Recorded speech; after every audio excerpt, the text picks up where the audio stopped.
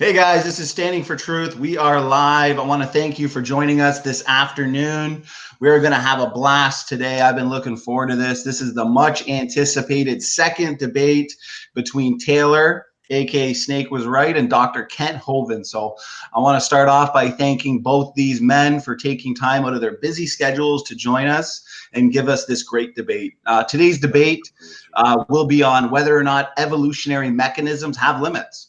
So I've got Matt Mann here, who everybody is, I'm sure, is familiar with, who will be co-moderating with me and just making sure this debate goes nice and smooth. So I'm going to hand it over to Matt to go over the format, introduce our debaters, and we will begin with Taylor. So go ahead, Matt. All right. A lot of you probably know Taylor. He's debated Ken Hovind in the past. He goes by Snake Was Right. That is the name of his channel.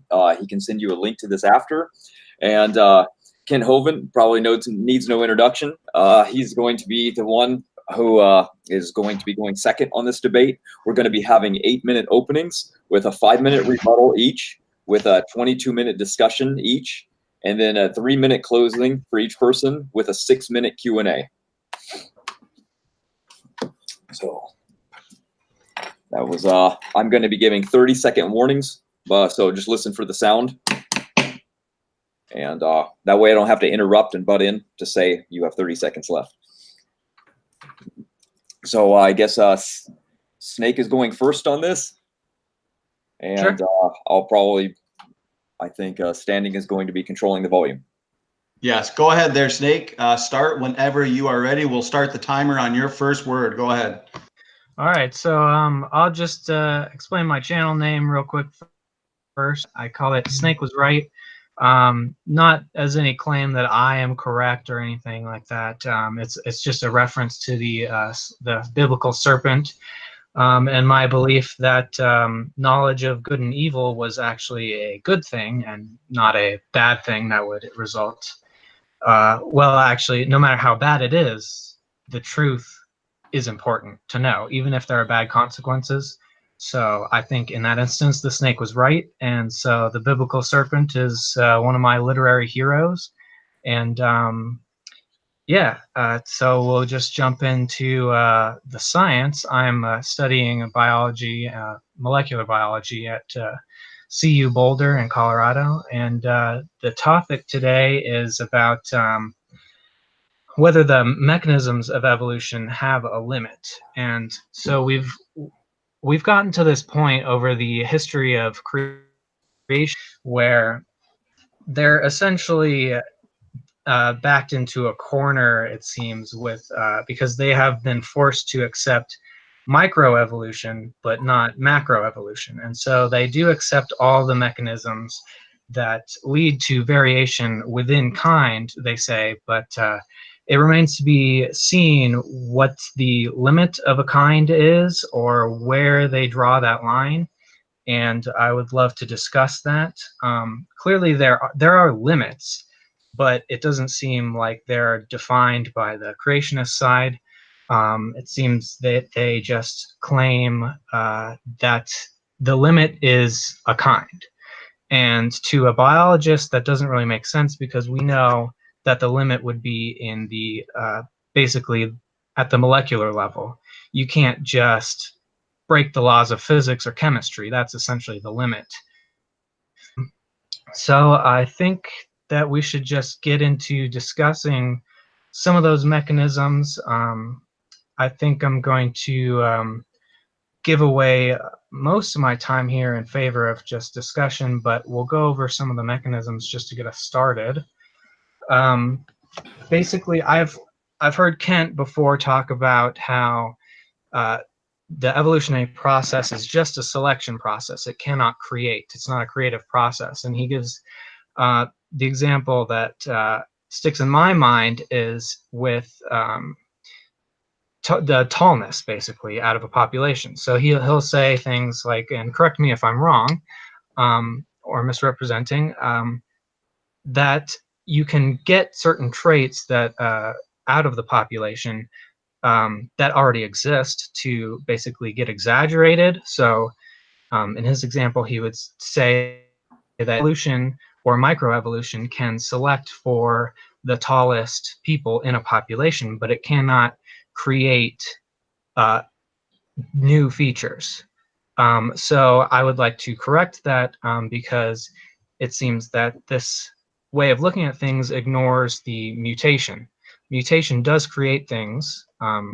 It creates variation. And so evolution is not just a selective process. It creates differences, and then the selection process kicks in. And we can also talk about SFT. He and I have had several discussions about the limits of evolution, in the sense that he believes in the genomic decay accumulation of deleterious mutations. And there are several mechanisms to that counterbalance that as well. I suspect that we'll be talking more about how do mutations actually create steps towards different kinds, but I think we should start off hearing what Kent defines as a kind, because last time we talked, I showed him the ring species, and according to his definition, according to my understanding of his definition, a kind is that which brings forth. And so I gave him an example of several salamander species which can bring forth with each other until, except for two of the species that can't bring forth with each other. So therefore, they are not the same kind, and yet he is still able to recognize that they are all salamanders based on their phenotype and I'm assuming their genotype. So it would seem that we're actually not work definition that has anything to do with reproduction, and more based on anatomical features. So I think I will concede the rest of my time at that. Okay, you stopped 3 minutes early, so I guess we can move that into Q&A for later. All right, and Kent, whenever you're ready. All right, I guess we got 8 minutes for the opening. If I get my timer here. Thank you so much, and it's Taylor, I appreciate you trying to defend what you believe. I think we'll be able to get you converted if you're honest and open, and you become an independent Baptist one of these days, and a Bible believer. So the debate topic is: do the proposed mechanisms of evolution have any limits? We have to define some of these words. First of all, what are the mechanisms? So just the word mechanism has to do with a machine. Anybody would tell you any machine has to have a designer. There are no machines anywhere that I'm aware of that came without a designer of some kind. Whether they're natural machines like trees that can pump water up to the leaves, which is amazing that they can, without having a heart or a pump, they can draw water up with capillary action and with root pressure and with transpiration, can get water 350 feet in the air off the ground. I mean, that's quite a pump to pump. And it's an amazing mechanism that allows trees to do that. There are quite a few mechanisms in the biological world, like your heart would be considered a mechanism to be able to pump blood around your body, which is stunning in its complexity. Ask any heart surgeon, you know, how stunning, how amazing is the heart? And I think anybody with one eye and half a brain would tell you it's beyond comprehension in its complexity.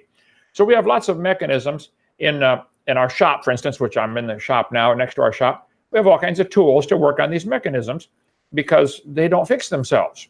So what is the mechanism for evolution? And this word evolution has to be carefully defined. This seems to be where Taylor is hung up on what exactly, you know, they'll say, he said, for instance, that the creationists, assuming he's meaning me, are backed into a corner by accepting microevolution. Absolutely not. I accept the obvious fact that animals can produce a variety. There is no question.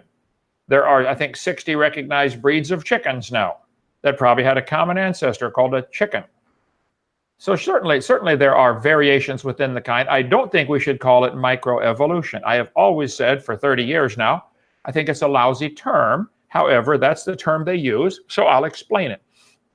But microevolution is a variation of the same kind of animal. Like we talked about taller people and shorter people. Sure, that's a variation of people. There are no exceptions where any human has ever produced anything other than a human. Or no dog has ever produced anything other than a dog. And the evolutionists, I'm stunned now that they don't see the stupidity of what they're saying. They're saying, of course, evolution predicts dogs will always produce dogs. I say, wait a minute. You believe somewhere in the past something non-dog produced a dog.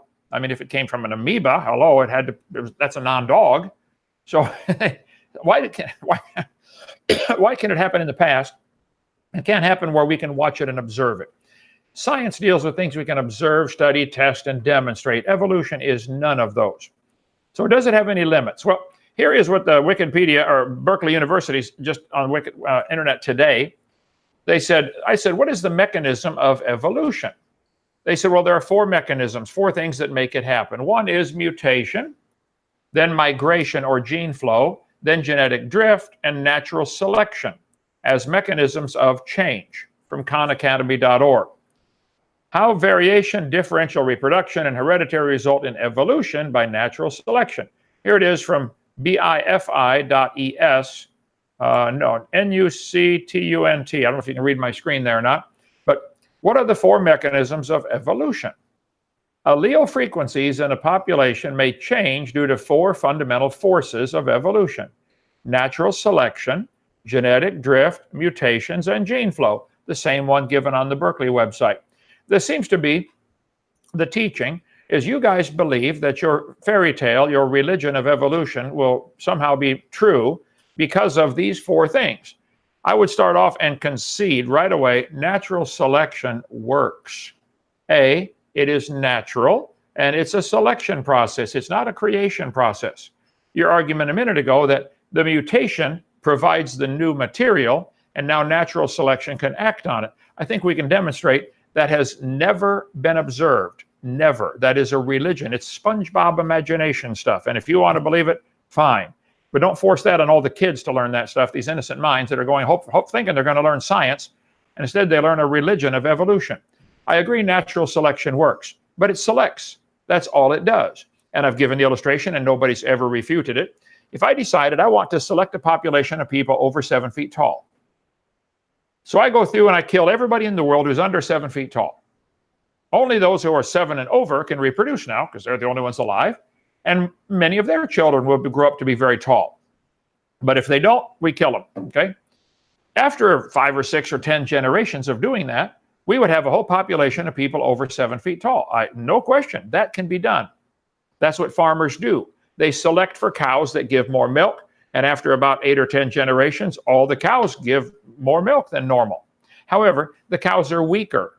They couldn't survive in the wild, but the farmer does have a herd of cows that gives more milk or more beef or more heat resistance or whatever they're selecting for. That's artificial selection, but it's the same concept. Nature would select certain animals to survive in certain environments, just by either by temperature. For example, the dogs in Alaska generally have long hair and have thicker bodies and shorter legs to conserve heat. Whereas the dogs in the dingoes in Australia have real thin hair, have skinny bodies, long legs to get away from the desert, and they get rid of the heat faster. The dingoes can handle the heat, but they could never handle Alaska. They'd freeze first winter. And the wolves and the huskies up in Alaska would die of heat stroke in the Australian outback desert. So nature has selected those 2 varieties of dogs to survive in that particular environment. That's not a creative process. The dogs already had hair. It just decided, is it going to be long hair or short hair? It didn't create a furnace or a heating system or a coal burning stove. It's just hair. So all it did, nature selected long hair or short hair, and that happens. I agree. But that's where it stops. It's not a creative process at all. Mutations now, if you think mutations are going to help, I think you're dreaming. No mutation has ever been observed that makes the creature better off. I use the illustration. Well, the textbooks are going to say natural selection is observed. Of course, natural selection is observed. Nature selects. We could select dogs to get them smaller and smaller and smaller, and eventually end up with a completely useless dog like a Chihuahua. But it's still a dog. Still in the, what kind is yours? A Yorkie? Yorkie. You have the Chihuahua, okay. How long would that last in the woods, in nature? 30 minutes, right? Okay, man has selected smaller and smaller dogs to have them for a lap dog or a companion or whatever. They will never get a dog as small as a flea. There is a limit. There are animals as small as a flea, like a flea. They'll never get a dog as big as an elephant, even though there are mammals as big as an elephant, like an elephant. So that nature selects, but it's always the same kind. But in the evolution fairy tale, they say the first true cells slowly evolved into humans. The protozoa gradually became a human. Time. Now, if the protozoa, time's up. Anyway, I think natural selection works, but that's all it does is select. It doesn't create a thing. Okay, sorry about that. Would you be able to, in between this, zoom the camera back that we can't see your screen all the way? Oh, Steve, did you hear that?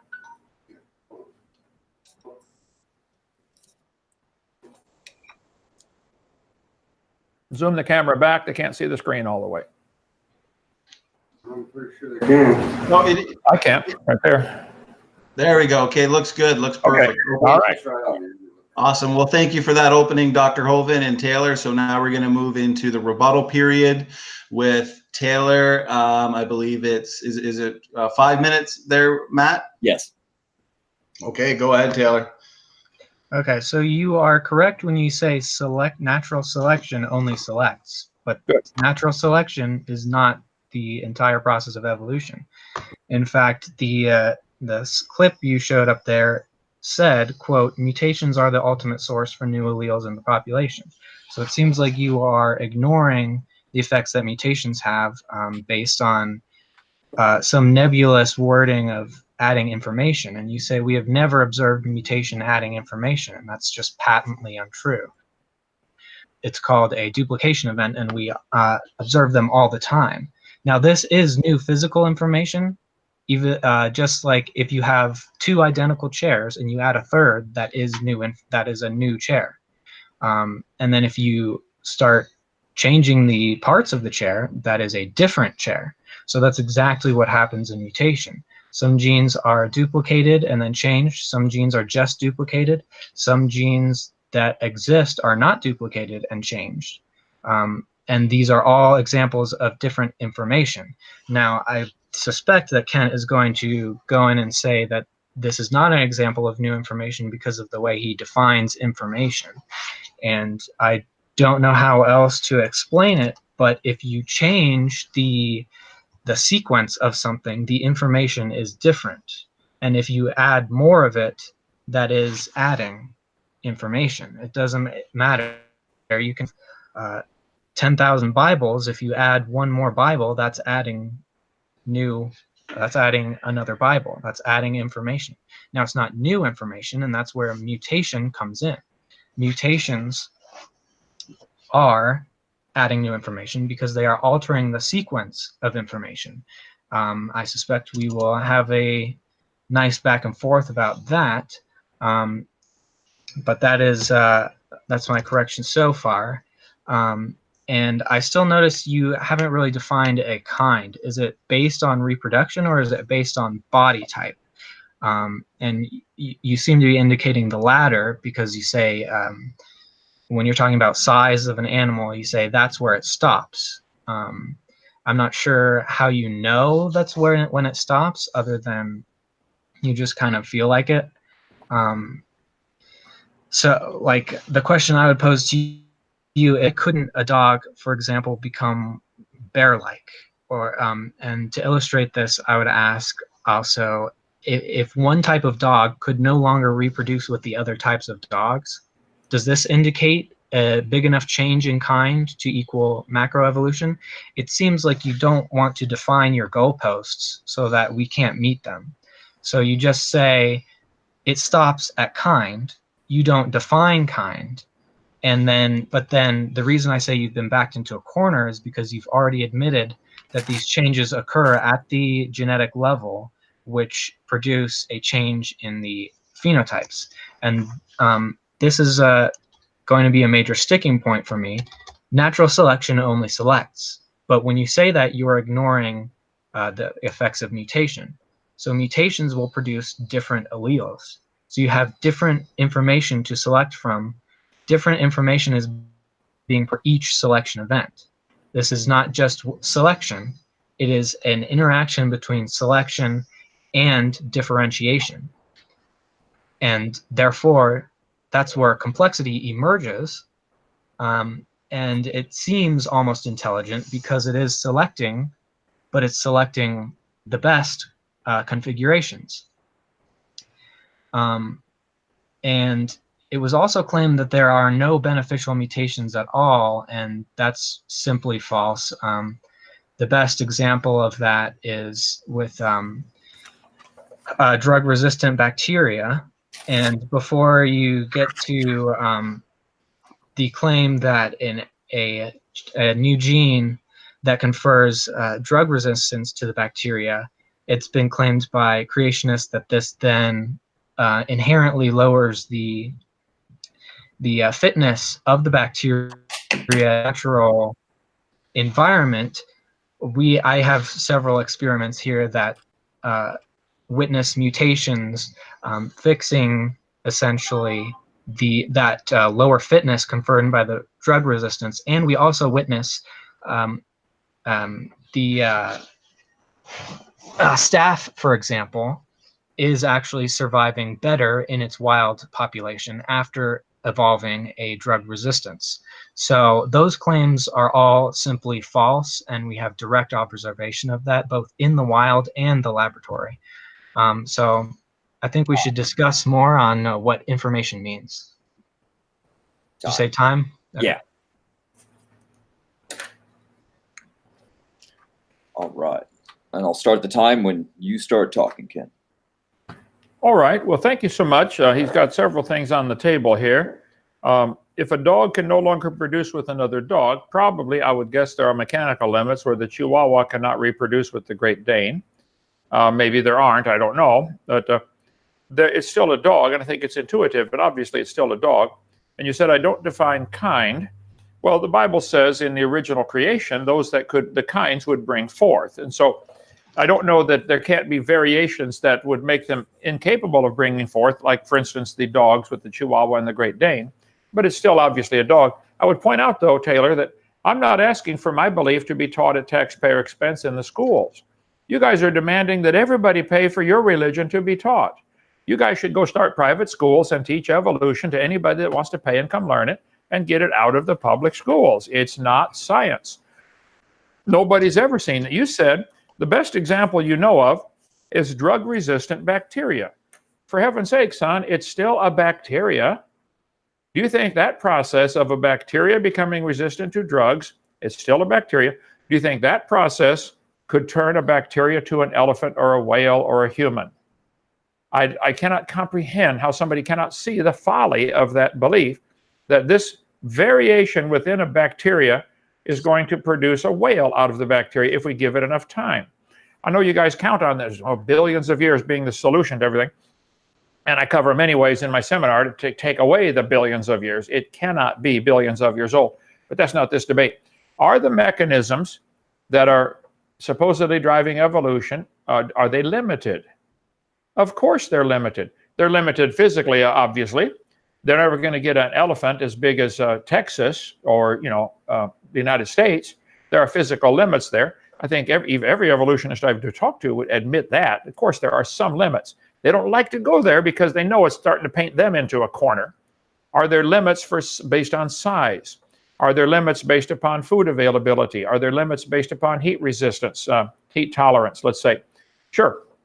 The dogs, if you took all the dogs in the world, turned them loose into Alaska, go back in 5 years, the only survivors are the husky type body, thick fur, etc. Nature selected them to survive. But they're never going to survive at 200 below zero. Nothing would survive. There are limits. They might be able to survive at 40 below zero, Alaska temperatures, but they're not going to survive at 200 or 300 or 400 below zero Fahrenheit. They're not going to happen. There are limits. The dingoes in Australia can survive at 130 degrees. It's pretty amazing. But they can't survive at 500 degrees or 10,000 degrees or 2 trillion degrees. There is a limit. So there are limits to all these things that I think are just obvious to anybody. Secondly, I would point out, science deals with things we can observe, study, test, and demonstrate. Nobody observes or has ever observed a bacteria produce a non-bacteria. The bacteria that is resistant to drugs is still a bacteria that didn't change into any other life form. So the variations happen, but they're limited by all sorts of things. They're limited by genetics. No new information is ever added. You said if you had 10,000 Bibles and added another Bible, you now have more Bibles. Yeah, but you don't have any new information. Then you say mutations are going to fix this. That's like saying if I type out a sentence enough times and make typographical errors, my typos are going to make it into a sentence with totally new meaning and typos destroy, typographical errors destroy. There are no mutations you can point to that have added information that is useful. You're counting on typographical errors in the gene code, which is incredibly complex to start with. You're counting on some kind of errors in gene transmission to create something new. I know it sounds good, and I guess theoretically it might even be possible, but it's never happened. It's not observed. It's not science. It's SpongeBob imagination stuff. And I really enjoyed listening to you guys tell about your imagination, but that's not science. I'm sorry. Staph surviving better, it's still staph, okay? So ring species, the chameleons or whatever it was that went around California are still a chameleon or still a lizard or still the same kind of animal. To a 5-year-old, they could tell you. Now, they may not be reproducing now. Okay, big deal. They're still the same kind of animal. Everybody knows that. That process of ring species is not going to turn a bacteria to a whale or an elephant or a mosquito. You're dreaming. And that's okay. I appreciate you dreaming. Stop making everybody pay for that dream to be taught in the schools. Let's see. There. Okay? My time's up. Thank you. All right. We're going to move on to the discussion period, 22 minutes. And it'll be a back and forth. And try to make it equal time between you guys and keep it calm. All right. I'll start the timer when you guys begin. Snake, you're paused. Snake, you're muted. Yeah. Okay. I do that. So he says that staph is still staph, and yes, but I think you're mixing goalposts here. So the goalpost I was addressing there was that it evolved a beneficial gene, not to demonstrate that the bacteria has evolved into something else, but that it has evolved a beneficial gene. So maybe we should stick with that goalpost. Well, I know you're anxious to get this word evolved into the sentence. Staph evolved a beneficial gene. Do you mean there was a mutation? Something went wrong in the genetic code and it happens to be beneficial? The staph didn't make this decision on its own, did it? If it's beneficial, then it's not wrong. Okay, so the staph has become resistant to a certain... what exactly happened with the staph that you think was beneficial? It is drug resistant. And is it indeed stronger in the regular population of other like kinds? Yes, it is flourishing in hospitals, and it's a really bad problem because it is flourishing more than the non-resistant staph. So if it's flourishing in hospitals, where of course they have all kinds of antibiotics and stuff going around, are you trying to claim that it would then be flourishing in the wild? Hospitals are far from wild. That is the wild. The hospital is the wild? Yes. A human body is the wild for pathogens. So you don't think you have a limited environment there with using the hospital as your example? And that's the environment. That's the environment it lives in, human bodies, and it spreads very quickly inside of human buildings where there is close human contact. So the staph becoming resistant to drugs that treat it is evidence enough for you that elephants and mosquitoes are related. No, that's different. You see, you're mixing the goalposts here. It's evidence. Yes, you are. Yes, you are. It's evidence that there are beneficial mutations. And this, what you said, was the best one you could point to. It's a very easy one. I can point to other ones. All right, I can point to ones where we've actually isolated the mutation that makes it back fitness and higher fitness in the wild. So what are examples besides the staph, which is not in the wild, it's in the hospital? It has a higher fitness in a hospital in human bodies that are in the hospital, where they have all kinds of bacteria and drug killing stuff going around. What is an example of something out in the natural world that has added information and made it better? What do you consider the natural world? Because the drug-resistant staph is actually spread outside of hospitals too. Okay, would you agree that farmers all over the world, for the recorded history of the world, we have actual recorded history back maybe 4,000, 5,000 years. Do you think every farmer has ever observed cows produce cows? Has anybody seen it produce anything other than a cow? We have a bunch of cows, a herd of cows across the fence here. They produce cows. No exceptions.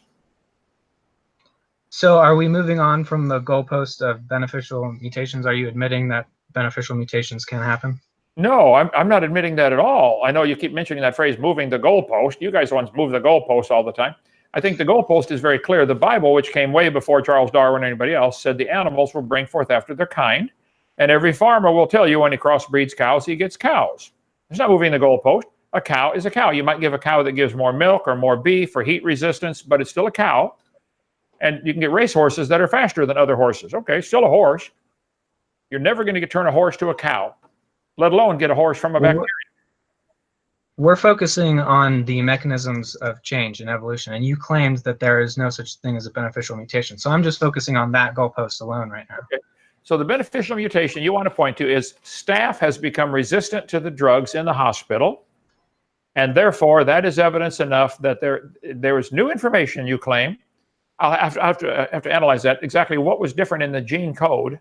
Is indeed the staph more viral, more lively, more likely to survive in the wild?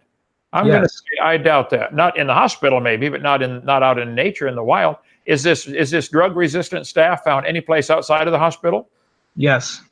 It's contracted by sports players quite frequently, in locker rooms and things like that. Close human contact. Close human contact in locker rooms. Okay. Mm-hmm. That is the wild environment of a pathogen that lives in human bodies. Is a human body. Yeah. And so places where humans interact is going to spread that. And so this is still, you agree it's still a single-celled creature, a bacteria, right? Single-celled. Yeah. Mm-hmm. And no other kind of phylum or genus has ever come from bacteria. That no one thinks that bacteria have evolved into eukaryotes or anything like that. I think I can show you where the textbooks have pictures by the thousands of humans and whales and mosquitoes and all of them. They draw lines on paper back to a common ancestor, which is a single-celled protista or but not a bacteria. Okay, a protista then. It's still a single. Are there any two-celled organisms in the world that you're aware of? Yeah. There are? Mm-hmm. I'd like some of those for my science center here. Would you send them out, please? They found them in algae. They found single, double cell, triple cell, pretty much every number up to hundreds. And then we've observed them in the lab evolving new traits and specifically evolving multicellularity. And you're claiming they found 2 or 3 or multi-celled creatures in the lab, right? They found single-celled algae in the wild. And subjected them to selection pressures like predators, and they evolved multicellularity. I'll have to investigate that. I'm going to say right now, I doubt that seriously. It might be a colony or cooperation, but it's not a two-celled organism. But to go from an amoeba or a single-celled organism to something like a whale or an elephant is going to require a whole lot more than just a cooperation of cells. That never happens. No one thinks that happens. It never happens. Great, you're a creationist. They had to be created. No protist has ever produced a whale. Do you think, I just showed you the picture where they say the protists came from the whales. Here, I'll show you again. This is straight from the textbooks here. You're taking it far too literally. It's not born straight from that. There are millions of intermediate steps between them. Well, I know you imagine that there are. You believe that there are and you imagine it, but that's not safe. Here we go. Here's a textbook used by the kids in public school. Protista, single-celled, slowly turned to biology teacher. Not slowly. Well, yeah, they would say, if it happened quickly, we would all recognize it as a fairy tale. But because they say it happens slowly, then it becomes science. You guys think that millions of years is going to help. You think this example you have of single-celled creature becoming resistant to drugs is going to help. This is what they are teaching. This is my objection, Taylor. This isn't, none of this is science. This is lines on paper. This is imagination. This is, I hope it's true. I think it's true. I wish it was true. It's not observed. They're saying frogs and birds are related because they drew a line on paper. Do you believe frogs and birds are related? Yes, but not because of lines on the paper. That's a summation of the data, and you're confusing that with the actual data. So what is the actual data that would make you think a frog and a bird are related? They got them right next to each other here. Well, you've already admitted 90% of my argument, which is that things can variate within their kind. And so a dog is just a variation of a mammal. A dog is a variation of a mammal. Now, they're having a frog, a bird, and a fish coming off the same line. So could you recognize, if I handed you a frog and a bird, would you be able to tell the difference? Yeah. And if you handed me a dinosaur and a bird, they would look very similar. In fact, they have almost identical biochemistry. They have the same type of feet. They have proven that hairs and scales and feathers all develop from the same developmental, they're called placodes. And they are all made of the same material, and they all develop from the same things. They're all made of keratin. I'm familiar with that. Scales and hair and feathers made of keratin. So a station can produce a different type of being. Well, keratin is a great building product to build things out of. There's a whole lot of stuff made out of iron. Battleships are made out of iron, so are forks. You think battleships and forks are related? No, because they can't reproduce. They can't have sex with each other and make more. Adding reproduction makes it 1 trillion times more complicated, not less complicated. Just because a battleship and a fork and an automobile are all made out of iron does not prove any relationship. It proves a common building material. The designer who designed the bird and who have feathers, which are made out of a feather, is complicated. Look at one under the magnifying glass. It's made of keratin, a great building product. So are scales, so are hairs, I understand. But you're saying that proves a relationship. No, it proves a common designer. Somebody used the same building material to build it. That's all. It doesn't prove either way, but what it does demonstrate is that slight changes between them can lead to the differences that we actually see. And there's no indication that, see, you can't point to a difference between a creation event and a variation event.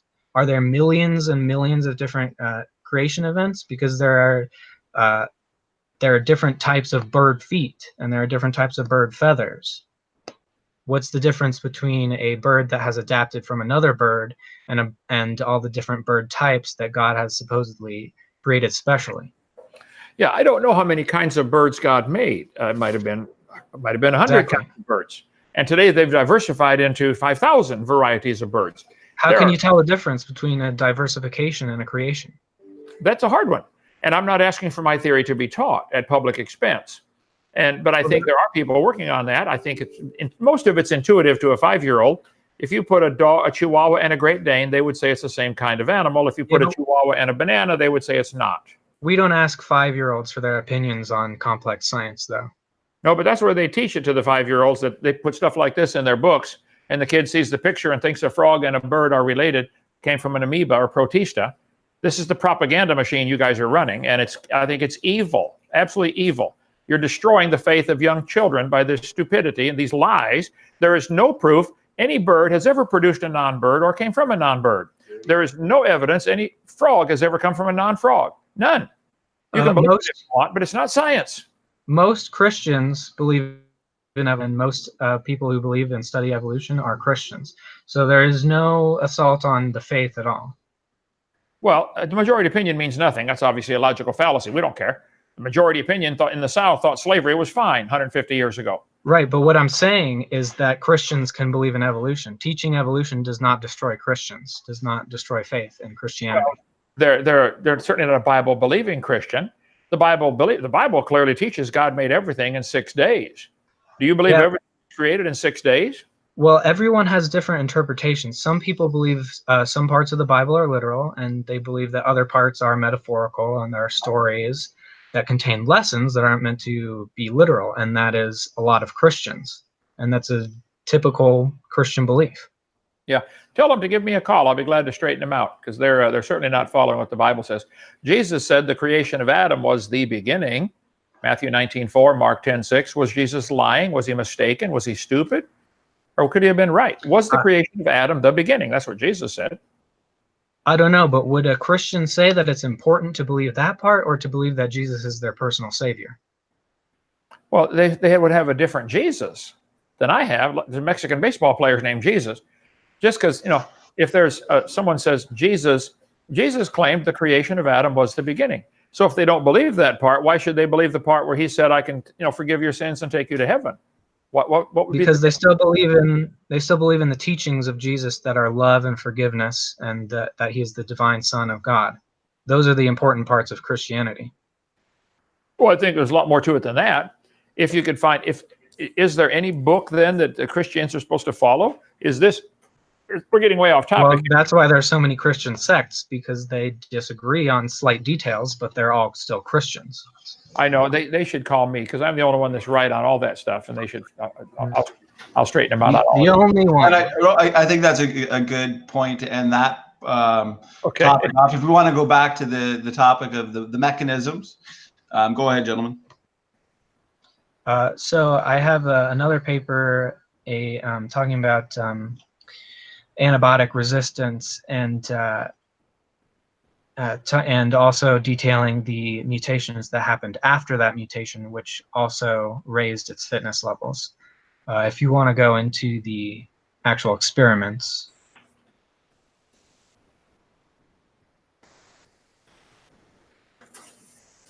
Can you hear me? I hear you. Yes. Are you asking me a question? Or?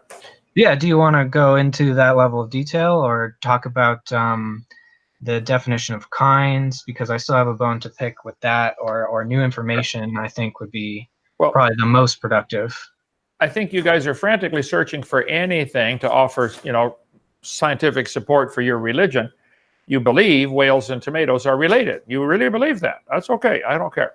You believe birds and frogs are related, and they came from a protista. I know you believe that. You believe it very strongly.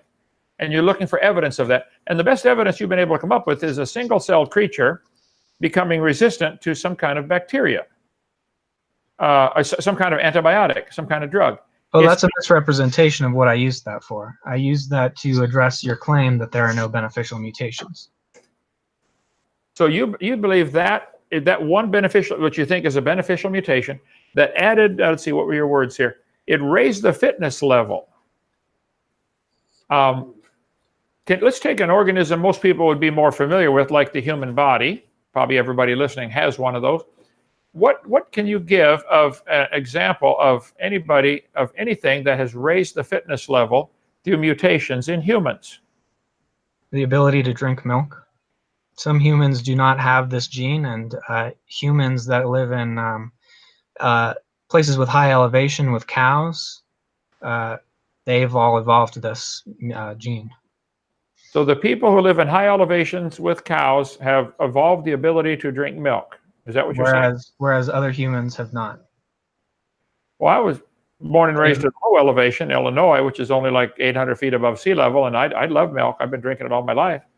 So yeah, but we're talking about evolutionary history, not modern day humans. So you believe humans evolved the ability to drink milk? Is that what you're saying? Some humans do not have this gene that creates an enzyme that can digest milk. I'm familiar with that.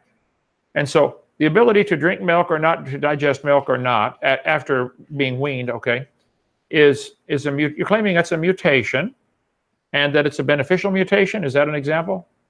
Yeah. So what did it add? There are also humans who have HIV-resistant genes. HIV-resistant gene from sickle cell anemia, are you talking about? No. So that would be for malaria. Oh, yeah, malaria, okay. So a detrimental disease like sickle cell anemia or malaria or any of them, if somebody has a resistance to that disease, that's evidence of a mutation that may humans come from non-humans, became from a protista? Well, it is a difference in the biochemistry, and as far as we know, biochemistry is determined by your genes. And this gene has been isolated. We've got 5 minutes left for the discussion, guys. 5 minutes. Thanks. All right. And the genes that you're talking about, are they themselves like complex, or are they simple? Is a gene simple or is it complex? In a difference in a single protein, I believe. It doesn't really matter if it's complex or simple. It's new information either way. So if a computer code, let's say Microsoft PowerPoint, has how many lines of code? Steve, how many lines of code in Microsoft PowerPoint? Hundreds of thousands, okay?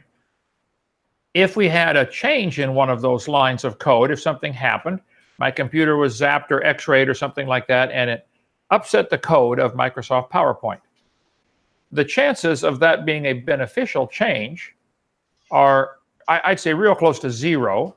Certainly there would be billions of times more likely to be negative. All you need is one right that works. As long as it's above zero, then that will be selected for. All the ones that don't work can just get thrown in the trash. And they actually have designed computer programs that do this to them. They become more efficient.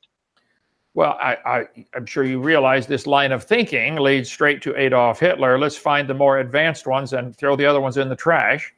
The ones that don't have this beneficial mutation. But we don't do that. We're just studying how nature does that. Sure.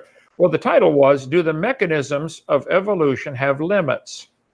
I think they do. The ones you mentioned, the best ones you could come up with, are still a protista or a bacteria. They're limited, obviously. It didn't change to any other obvious kind of creature. Now, you believe that this change that happened, this resistance to drugs, can somehow accumulate to make that eventually, over millions of years, turn into an elephant or a mosquito or a butterfly. That's not science. I'm trying to get you to see it. I don't understand why you don't. I understand what you're saying, but really? Yeah, that's not a limit. That's just a change. So the limit would be, is there the accumulation of those small changes? So like, is a change between a single-celled organism, a single-celled algae, and a multicellular algae, does that meet your criteria for a change from one organism to the other, one kind?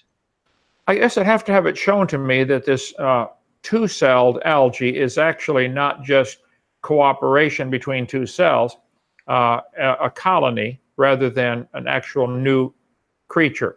Well, it is. The two-celled ones are, but then there are multicellular ones that evolved from the two cells. I think you'd find most biologists would strongly disagree with you on what you just said.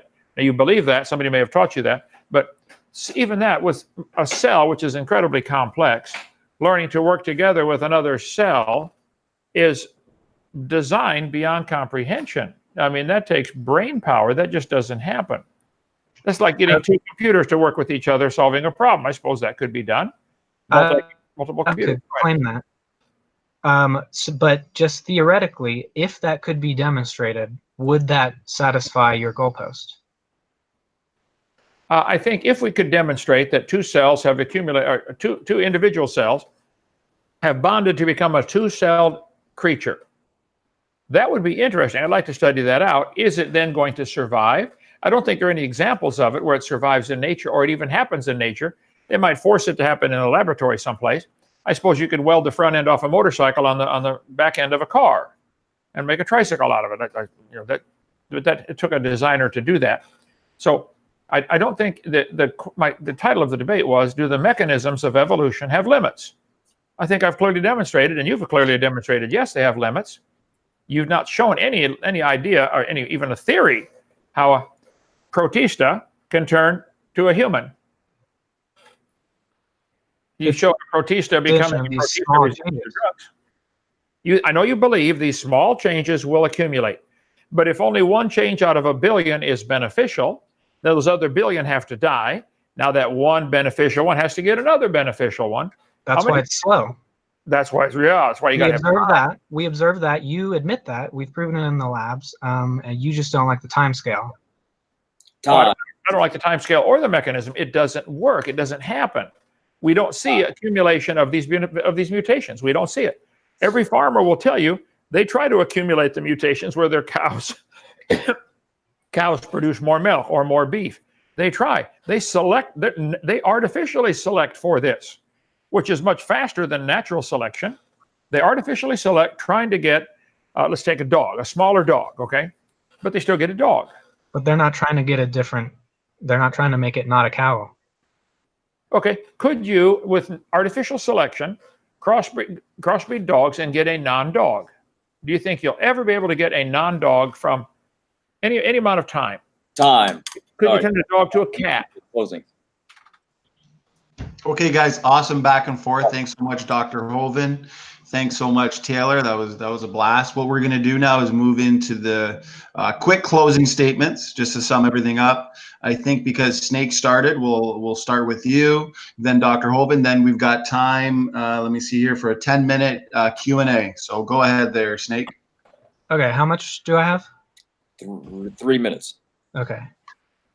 So real quick, the reason evolution is taught in schools is because we actually, or the scientific body, scientists who deal in the mainstream science actually produce cures, and creationism does not. So even if we're wrong, that's the reason it's taught. And I started out this debate saying, of course, there are limits. That, you know, you can't just keep increasing the size of a thing infinitely. But what I wanted to focus on was the fact that even creationists accept that there are small changes, and these do accumulate, and they do accumulate beneficially. And so it doesn't matter how many bad mutations you get, because those will just die. What matters is the beneficial ones, and those are the ones that stick around. And I have demonstrated that there are beneficial mutations, even though I suspect Kent will go back to just saying that there are none. So all you need is, so what is the limit of the changes in biochemistry? We do observe that there are changes to the biochemistry in cells, specifically asking about whether a single cell to a multicellular, if that could be demonstrated, would that meet Kent's goalposts? And he did not want to answer yes or no. I suspect so he can, because that would satisfy what he's asking, but his faith would prevent him from actually accepting it. So what happens there is a single gene changing the way that the different cells communicate with each other. And that's been observed in an experiment. So my question is, what is the limit to these small biochemical changes, which, if they did over millions of years, would produce very different organisms, even if you're going to call them all the same kind, which scientists kind of do. We call them all eukaryotes if we're talking about, you know, what is the limit there? He just kind of says, of course there's a limit.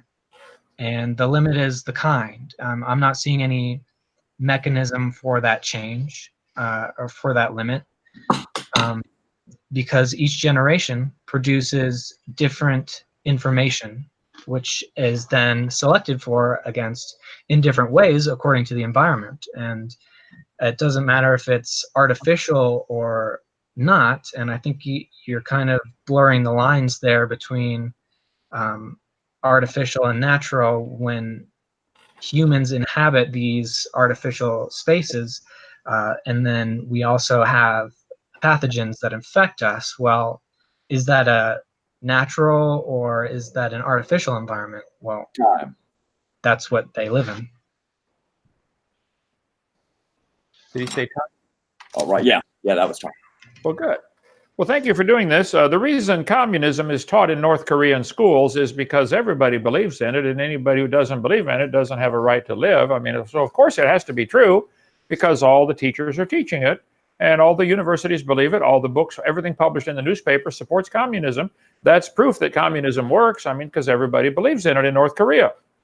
You know, the reason Islam is taught and that Muhammad was a prophet, the reason that's taught in Iran is because everybody believes it, therefore it has to be true. So everybody should be forced to teach that, you know, Islam in the Iranian schools because it has to be true, because that's the only thing that's taught. This is the logic you guys are using. Of course, evolution has to be true because that's all the majority teach it.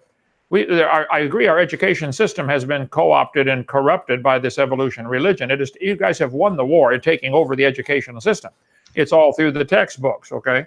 Evolution, here we go. The butterfly and the spider and the elephant are related to a common ancestor. You guys have won the war by deception of getting your religion taught by everybody in all the school system. But it's not science.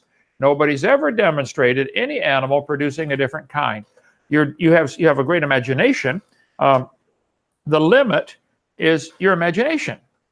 In your mind, you think, wow, this can happen. Well, it's like a kid thinking, wow, I can fly if I put my underwear on the outside of my pants and paint it red. You know, I can fly and I have superpowers. It's imagination. It's not true.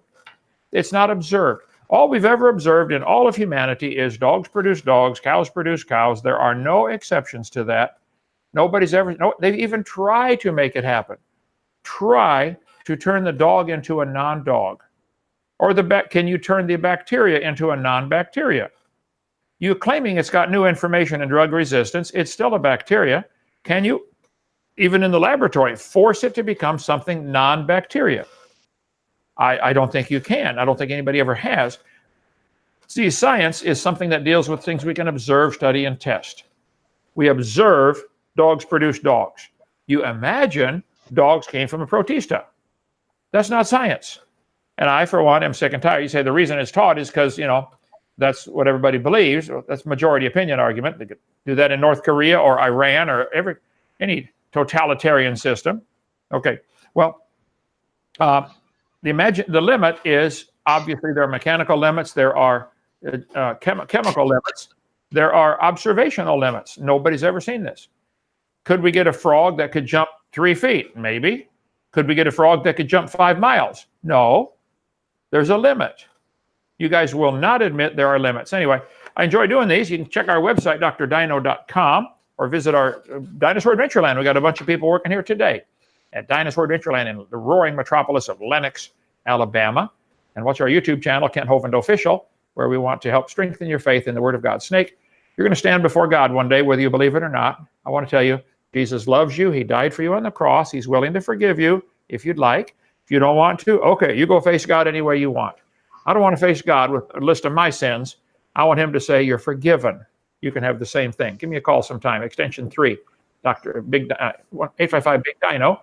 I'll lead you to Jesus right over the phone. Thanks so much. All right, 9-minute Q&A now, guys. So I think Standing for Truth has been compiling questions. So. Awesome. Well, yeah, we got time for just a few questions here. Thanks again, gentlemen, for a lively discussion. And always thanks for giving us your time for these debates. I'll get right into it then. I'll start with a question for Snake. Snake, this question is from Landon Freeman. What levels of biological intelligence and intricacy would cause you to doubt that they evolved through naturalistic means? If there was some sort of specific purpose to the things, it doesn't seem, I don't think there is really. I don't think complexity is a convincing argument for design. I think if you showed me a creation event, then I would believe it. But complexity, I already know that there are systems that complexity that emerges from natural processes interacting. So the closest you could get me to do is just kind of temporarily doubt for a specific process. If it was extremely complex, I'm thinking of, you know, how would you distinguish between a machine and a life form? And it's hard to pin down, but I think there's a reason in the clock analogy, like finding a stopwatch on the beach. There's a reason people point to the watch and not the sand. See, the sand is also a complex structure that has formed from natural processes. No one can point to a sand particle and say that was obviously designed, but you can point to a watch and say that it's obviously designed. And partially that's because we know where watches come from. We already have that knowledge. But I think you could find some sort of criteria based on its purpose or function as an inanimate object. So a watch doesn't do anything except for the designer and for people who purchase it. Otherwise, it doesn't do anything. It just decays. So if you found self-replicating, I think that would be okay, awesome. And I think for these questions, we can allow a few second response from the other participant, the other debater on both sides, unless you want to just move on to the next. I'd just like to say sand itself is incredibly complex. If you look at most of its quartz, I think a large percentage of it is quartz. Look at the quartz, the way the molecules line up with each other, the way the atoms of even quartz and sand, silicon oxide, each atom has electrons whizzing around. Do they ever get tired? Is this perpetual motion? Do the electrons ever get tired?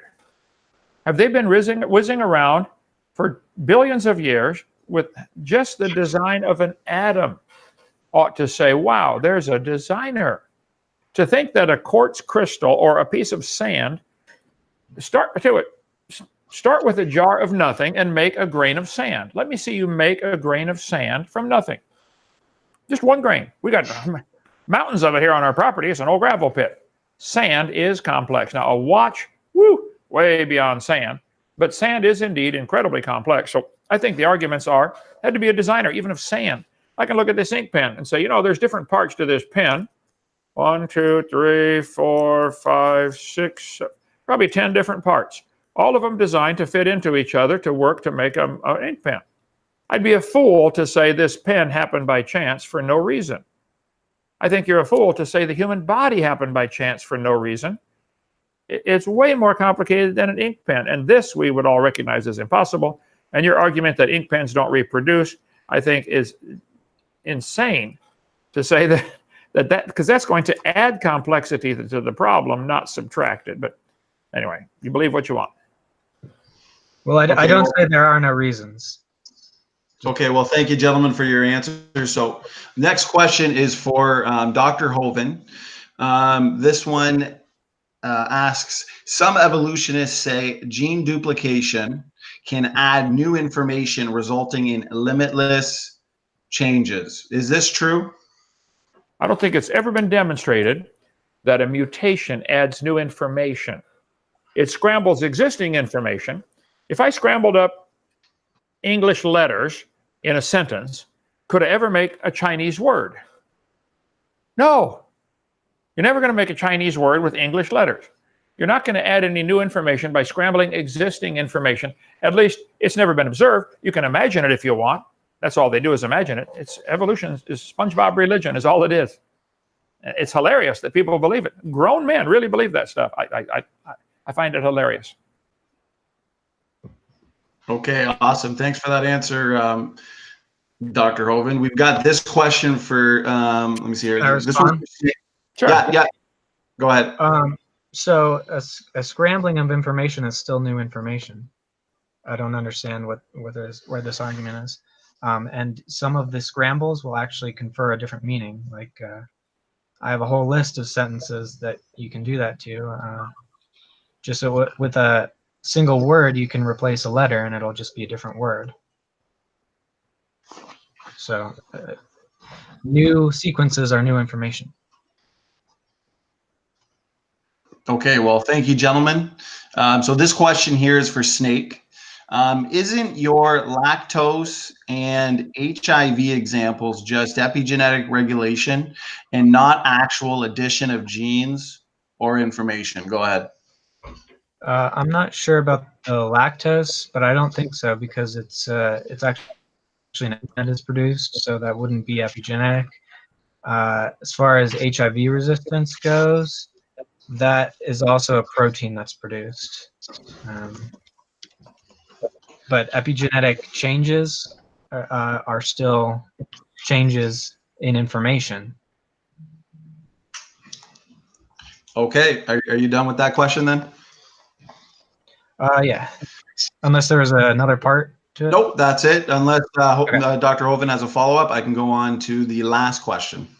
No, go ahead. I think it's obvious these changes are limited and that nobody's ever observed it produce any new information that then takes over the population. Because now you got to get not only the male getting the new information, but the female. And the problems are multitude for his belief.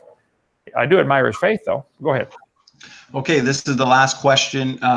It is directed at Snake, therefore, if Dr. Hovind wants to respond as well, and then that will conclude the question and answer. So this question is from Nephilim Free, and he also put a clarification here. So I'll read it word for word. If information, algorithms, and linguistics are present in DNA, and if information, algorithms, and linguistics originate only from intelligence, wouldn't that be empirical evidence that all life is designed? And his clarification is, notice I am not asking whether or not you believe DNA actually possesses information, algorithms, and linguistics. I only want to know if their presence in DNA would prove DNA is a product of intelligence. Go ahead, Snake. So I just want to clarify that the human resistance to HIV is due to a gene deletion. As for Nephilim's question about linguistics and DNA, I did make a video response to his challenge on that. I don't know if he saw that, but essentially have a stop codon, a start codon, and up and down regulation are not linguistic properties. So I don't see any linguistic properties in DNA, and even if there were, that doesn't, some kind of algorithm does not indicate a design, because we already see natural processes. They all work according to algorithms. But again, that you can assume that the entire universe and even the first cell were created by God. That doesn't say anything about the process of evolution. Yeah. I think, was there a second part of that question? No, he was just, the second part was more so just a clarification of what he was asking, unless you have something to respond to, Dr. Hovind. No, that's great. I think his statement that HIV was a gene deletion is interesting. That's like saying, you know, if they're handcuffing everybody to haul them to prison, but somebody's born with no arms, he can't be handcuffed. Oh, that's beneficial. No, it's not. It's beneficial for the moment, maybe, but in the long term, it's a loss of information. That's what I said at the beginning. Even the HIV example he gave was a loss of information, not a gain. His claim was that the mechanism that powers evolution is a gain of new information. He didn't give one. So I agree, DNA has algorithms. DNA is mind-boggling in its complexity. It can't happen by chance. They can believe it if they want, but that's not science. It's SpongeBob. No one claims it happens by chance, except for creationists. So these mutations happen on purpose? The mutations happen by chance, but selection is not chance. The environment is not chance. But the mutations happen by chance. So the new information comes by chance, is what you're saying, and then natural selection selects that one to be better, to survive. It's a random production of new information, and yeah, so that's the whole process of evolution is not random. I would say it's a random process of scrambling information, and most of them, when the information is scrambled too badly, they don't survive even to be conceived, let alone born or grow up and reproduce. So if the information... Well, you'd need 100% for your claims to hold water, because if even one makes it through, then that's a change. Well, the odds of one improved one are 1 in 100 trillion or whatever it is. But again, you got to have two of the opposite sex in the same place at the same time. What if the male and female evolved this difference, but they're 50 miles away and they never find each other, or one's 30 years earlier and they never find each other? That's also a misconception. You could gene with only one parent. No, the new improved gene has to be passed on through either asexual or sexual reproduction. So yeah, I think you got to. Only one parent requires that gene. I'm sorry, what? Only one parent requires that gene to show up in the child. So is it possible if one parent had a beneficial mutation that it would be lost in the next generation because it was, the child gets the dominant and recessive characteristics? Can the recessive one ever be simply weeded out? of Yeah, the it happens all the time, but there are also dominant genes. There you go. Thank the you, other sir. way. Time. Sorry, guys. I was a little late. I just let it keep going. Okay, well, thanks so much again, gentlemen. That was a great debate. Thanks for giving us your time, Snake and Dr. Hovind. Unless you guys want to say just a couple words in goodbye, maybe advertise your channels, we can call it a day. Yeah, what's your channel, Snake, and what's your goal? What are you trying to do with this channel? I was trying to essentially explore science, explore critical thinking. I've touched on politics a little bit, but right now I'm kind of focused on creationism, and I've done a flat Earth thing. I saw Kent's flat Earth video. I thought that was pretty funny. Okay. Maybe I'll call in and we'll talk about you know, how the similarities between flat Earth and creationism sometime. I think we should talk about the similarities between flat Earth and evolution. That's where the similarities come in. I don't see a single one. I'm sure you don't. No, I'll help you see them. Thank you for joining us. Come down and visit us, Dinosaur Adventureland in Lenox. I got a group of kids out there helping right now. I got to get back to them. So let's do it again anytime. You guys at Standing for Truth, keep up the good work. Thank you so much. Okay, guys, everybody have a great day. See you later. All right.